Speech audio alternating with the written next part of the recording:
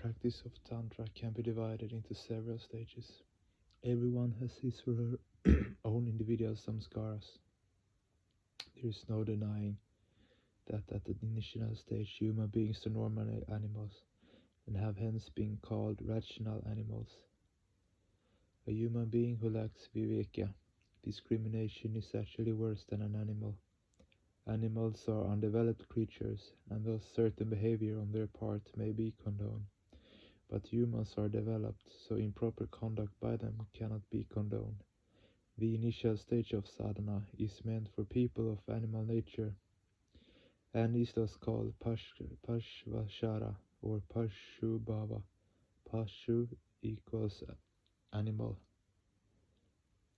When sadhakas advance in the process of sadhana, guided by the instructions of the preceptor, they develop an ideation proper for human beings. At this stage they are called vira, heroic, just as animals are controlled through external pressure. In the stage of Pashvashara sadhana, disciples must be controlled by the external application of pressure of circumstances.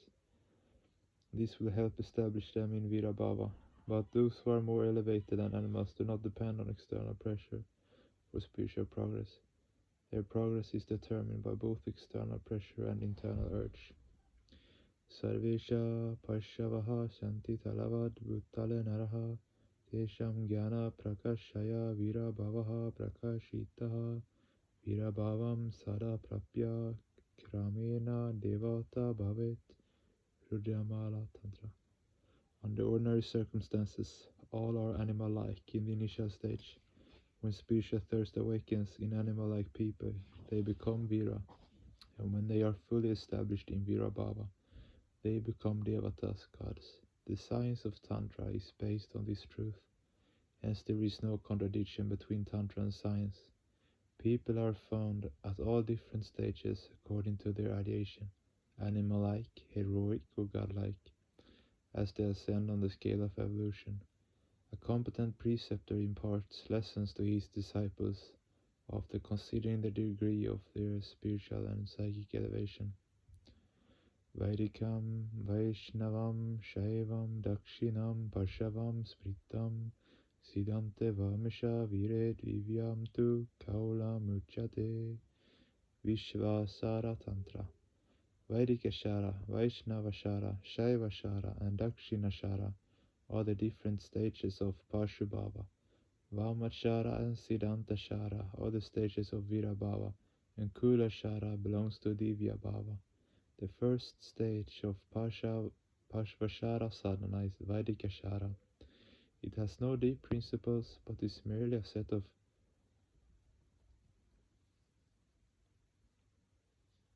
ritualistic and show observances and practices. So in the eye of a tantric practitioner, Vedika Shara is the lowest grade of sadhana. It is also the lowest because it does not inspire the practitioner to transcend discrimination and differentiation. In the subtler stages of Tantra, the artificial distinctions of caste, color and social status are not recognized. In this stage, all aspirants merely identify themselves as Bhairava or Bhairavi. In the Ajnana Bodhini Tantra it has been said, Varna Shrama Bhimma Nena Shruti Dasye Bhavena Raha Varna Shrama Bihi Nasha Vartate Shruti Murdani. Elsewhere in Tantra it has been said, Ye Kurbanti Nara Murda Divya Shakre Brahma Dataha Kula Bedam Varna Bedam Te Gachantyadamam Gatim. One who accepts the divisions of society according to Varna and Ashrama is a veritable slave of the Vedas. But one who is above Varna and Ashrama is the Lord of the Vedas. There are four Varnas castes, Vipra, Kshatriya, Vaishya and Shudra, and four Ashramas, Brahmacharya or student life, Garhastya, family life, Vana Prastya, retirement in solitude, and Sannyasa or Yati, the life of renunciation. Even those who practice Tantra Sadhana and meditate in the Bhairavi chakra, if if they retain belief in caste differences, degrade themselves to a crude state. Those who accept differences of lineage and caste degrade themselves and are ultimately converted into foxes, dogs, pigs, worms, or even trees and stones. No one can prevent their degradation. The practice of Tantra is the practice of self-expression, not self-contraction. Those who are blindly guided by the teachings of the Vedas and believe in the artificial distinctions of caste and class, etc., or beat drums proclaiming the Aryan supremacy, follow the path of self-contraction. Their sadhana is the sadhana of ignorance and annihilation. The crude and the subtle Pancha Makara. Many people criticize Tantra for its Pancha Makara. In their case, it can aptly be said that a little learning is a dangerous thing. They neither know nor understand, nor try to understand the underlying significance of the 5 M's. Tantra can be roughly divided. Literally 5 ma sounds: Madhya wine, Mamsa meat, Matsya fish, Mudra parched grains, and Maituna sexual Tantra can be roughly divided into 2 branches, one crude and one other subtle. There is a middle path between the crude and the subtle path called Madhyama Marga in Sanskrit and Majjhima Marga in Pali. The subtle aspects of Tantra is also called the Yoga Marga path of yoga. Sadashiva was the propounder of both branches of Tantra, hence there cannot be any contradiction between them. Under ordinary circumstances, the human mind is dominated by animal propensities. Of course, these baser propensities are not equally strong for all people. Those who have intense animal desires rush toward objects of physical enjoyment.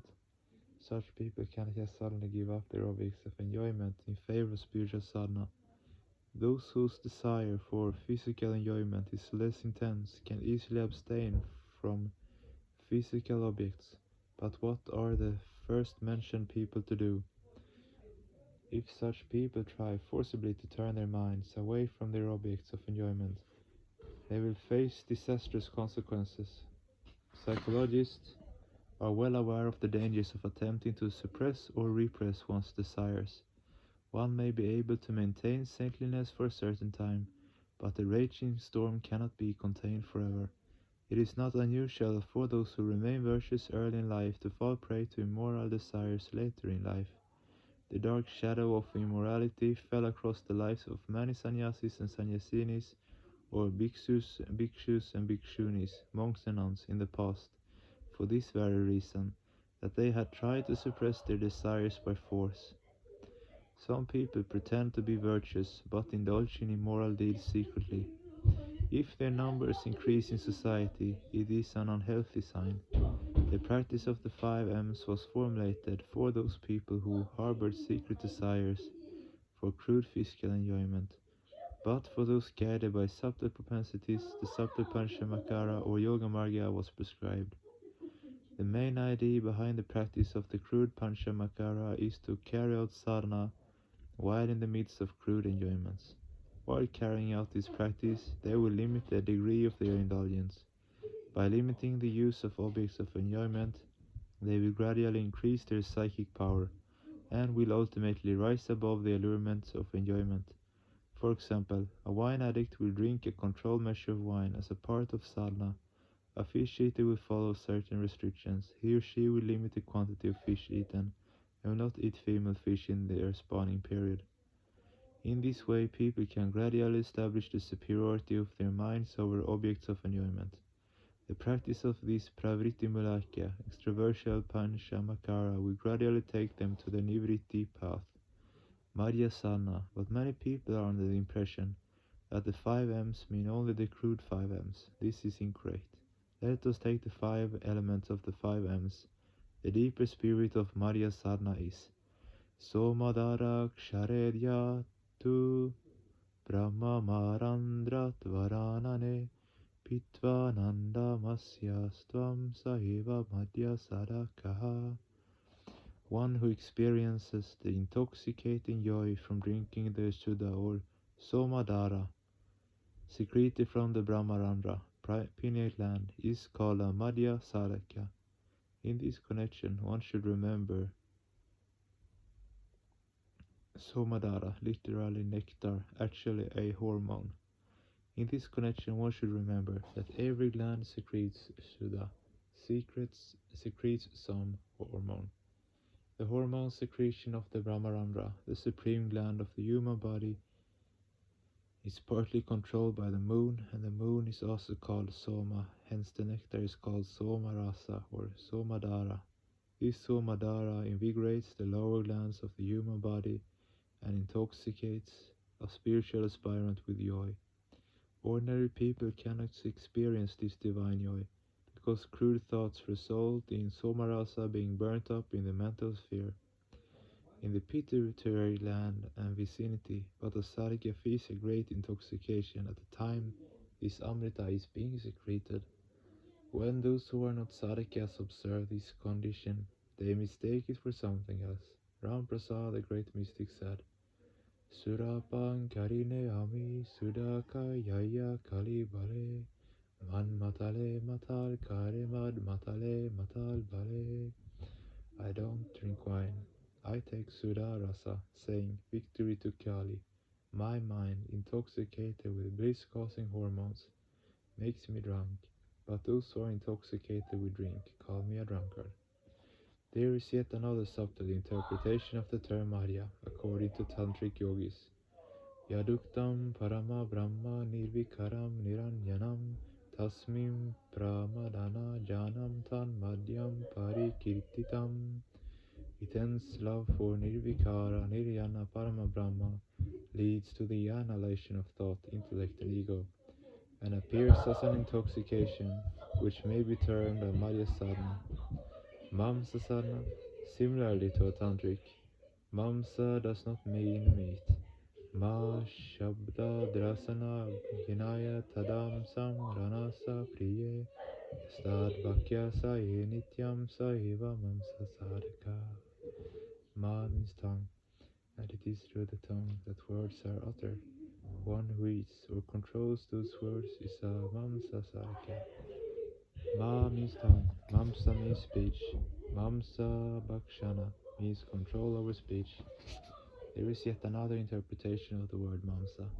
Evam Mamsa Notihi Yat Karma Tan Mamsa Parikirtitam Nashakaya Praktivantu Yogi Bhimasi Muchate.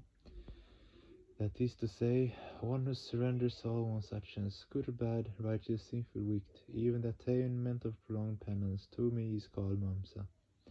Meat is in no way considered by yogis to be a useful item of food. Matsya Sadhana. Ganga Yamunayor Madhye Matsyao Dvao Sharataha Sada Tau Matsyao Bhakshayet Yastusaha Bhaven Matsya Sadakaha.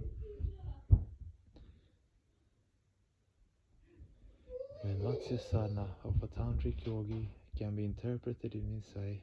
One who eats the two fish that swim, one through the Ganges representing the Ida Nadi, and the other through the Yamuna, the Pingala Nadi, that is, one who takes the breath flows of the left nostril and the right nostril to the Trikuti, concentration point of the Agya Chakra, and suspends them there by Purna Kumbhaka, holding the inhalation, or Shunya Kumbhaka, holding the exhalation, is a Matsya Sadhaka. In connection with Matsya, Lord Shiva further said, Matsa manam sarvabhute sukha dukkha midam devi iti yatsa tikam jnanam tan matsyaha parikititaha. When a person feels all the pains and pleasures of others as one's own pains and pleasures, this sentient feeling is called Matsya Sadhana. Mudra Sadhana. Crude Mudra Sadhana involves the use of a certain type of food. Sapta Mudra Sadhana has nothing to do with food. Satsangena bhavan mukti rasa sangeshu bandhanam Asat Sangha Mudranam Sa Mudra Parikirtitaha. Bad company leads to bondage. Good company leads to liberation.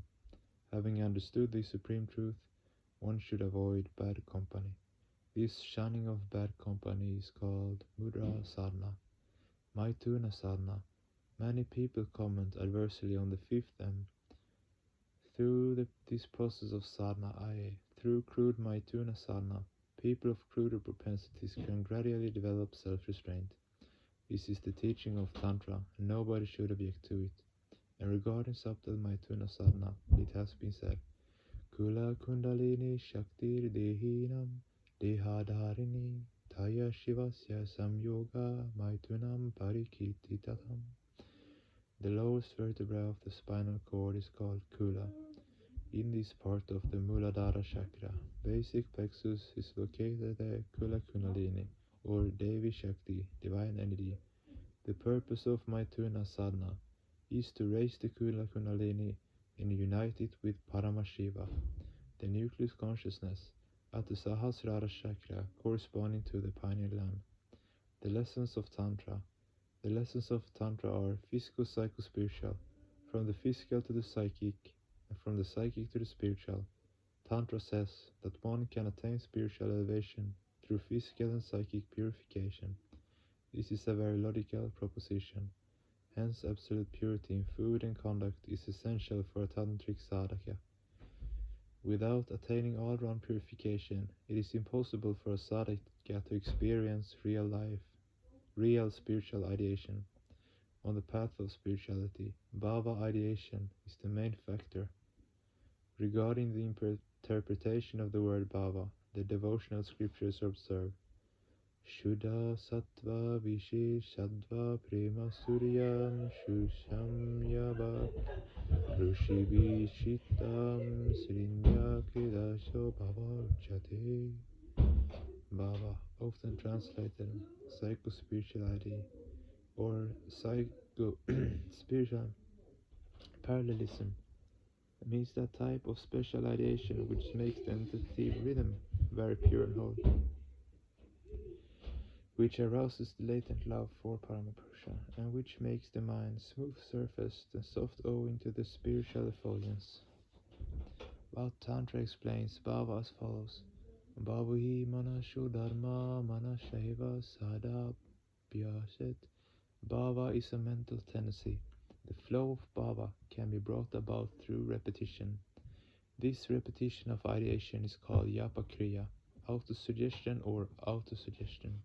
If human beings repeatedly ideate on Paramatma, their psychic waves gradually straighten, because they come in contact with the perfectly straight spiritual waves of that entity.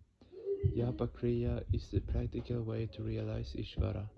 In the Vedas, Aham Brahma, Tattvamasi, and many other mantras have been mentioned, but what does a person gain by knowing the theory behind these words without experiencing any practical realization from them? The Vedas do not state clearly how to ideate, nor how to realize the inner import of mantra, nor even how to use mantras in practical life. Anubhutim bina muddha vritta brahmani mudate pratibimbita shakya grapala svadana mudavat. Maitreyi Shruti. Without God realization, a person will try in vain to get spiritual bliss. Seeing the reflection in water of a sweet fruit hanging from the branch of a tree does not give one the taste of the fruit. The sight of the reflection in water of a sweet fruit hanging from the branch of a tree does not give one the taste of the fruit. Similarly, what is the value of book knowledge of Brahma if a person has no actual spiritual realization